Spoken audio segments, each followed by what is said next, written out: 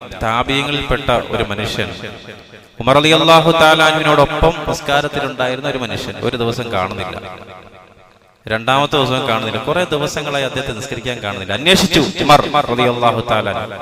അന്വേഷിച്ചപ്പോ അദ്ദേഹം പഴയ ജാഹിലിയ കാലഘട്ടത്തിലേക്ക് പോയി, മദ്യപിച്ച് കൂത്താടിപ്പോയി. ഉമർ റളിയല്ലാഹു തആല ഒരു കത്ത് എഴുതി.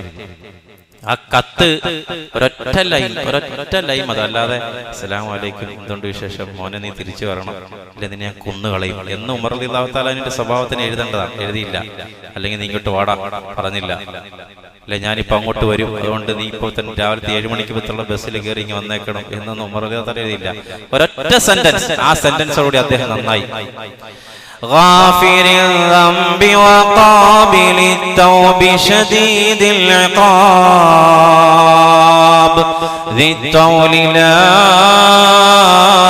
إله إلا هو إليه المصير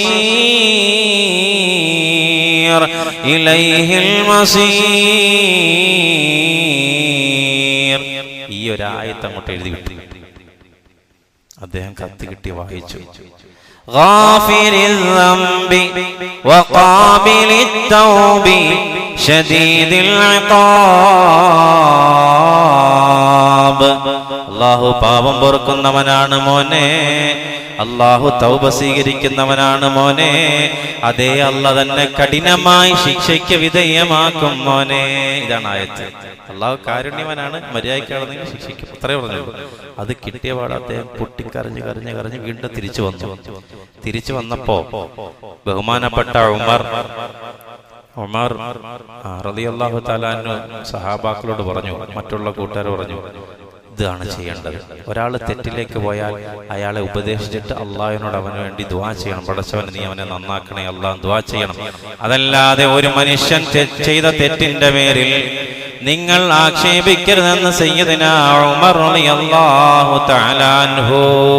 ഒരാളുടെയും അഭിമാനത്തെ ക്ഷതം വരുത്താൻ മുഅ്മിനായ മുസ്ലിമാന് നമുക്ക് കഴിയൂല. നാളെ അള്ളാഹ് ഐബാക്കും. ഒരാളെ നമ്മൾ ഐബാക്കിയാൽ നാളെ ആഖിറത്തിൽ അള്ളാഹ് പരസ്യമായി വിചാരണ കൊണ്ടുവന്ന് അവനെ നാണം കെടുത്തും. അവന്റെ രഹസ്യവും പരസ്യമായ കാര്യങ്ങളെല്ലാം അള്ളാഹു ഇങ്ങനെ ലൊക്കേഷൻ സഹിതം കാണിച്ചു കൊടുക്കും. തിയേറ്ററിൽ കാണത്തില്ലേ? കുറെ ആയി, കൊറോണ വന്നിട്ട് പിന്നെ പോകാനൊന്നും പറ്റിയില്ല അല്ലേ? അതാണ് ഇങ്ങനെ ഇരിക്കുന്നത്. അങ്ങനെ കാണിച്ചു കൊടുക്കും. വലിയ പൊന്മുടി, വലിയ മല, അതിന്റെ അടിയിൽ അളിയെ പതുക്കെ കയറി പോകുന്നത്, അത് വലുതായിട്ട് ജനങ്ങളുടെ മുമ്പിൽ കാണിച്ചു കൊടുക്കും. ഐബാക്കും. അള്ളാഹു കാത്തുരക്ഷിക്കട്ടെ, അള്ളാഹു കാക്കട്ടെ. രഹസ്യങ്ങൾ പരസ്യമാക്കാതെ സൂക്ഷിക്കണം. അതുകൊണ്ട് സ്വന്തം പാപത്തെ കുറിച്ച് ഓർത്ത് കരയണം. ജീവിതത്തിൽ ചെയ്തു പോയ തെറ്റ് വെറുതെ ഇരുന്ന് ഒറ്റയ്ക്കിരുന്ന് ആലോചിക്കണം. രാത്രി ഇരുന്ന് ഞാൻ ഇന്ന് എന്തൊക്കെ തെറ്റ് ചെയ്ത്, ഈ കാലം 35 വയസ്സ് 38 വയസ്സ് 40 വയസ്സ് എന്തെല്ലാം തെറ്റ് ചെയ്ത് എന്ന് വെറുതെ. ഇത് മരിക്കുന്ന സമയത്ത് അള്ളാഹ് കാണിച്ചു തരും കേട്ടോ. 3 ഹിസാബാണ് മനുഷ്യനുള്ളത്. ഒന്ന് മരണസമയത്ത് സെക്കൻഡുകൾ കൊണ്ട് അംഗനവാടി പോയത്, ആദ്യമായി സ്കൂളിൽ പോയത്, ആദ്യമായി മദ്രസയിൽ പോയത്. അതുകൊണ്ട് പ്രിയപ്പെട്ട സഹോദരൻ, സ്വന്തം തെറ്റിനെ കുറിച്ച് എന്ത് ചെയ്യണം? കരയണം.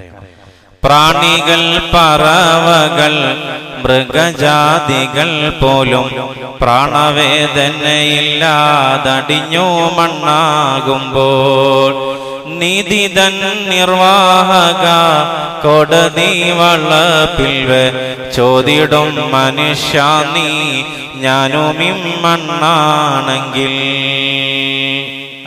ഉമർ റളിയല്ലാഹു തആല കരയും, പടച്ചവനെ എൻ്റെ ഈ തെറ്റുകളൊക്കെ ഓർത്തിട്ട് നാളത്തെ വിചാരണ ഓർത്തിട്ട് ഞാനൊന്ന് മണ്ണായിരുന്നെങ്കിൽ ഒരു കുഴപ്പമില്ലായിരുന്നു.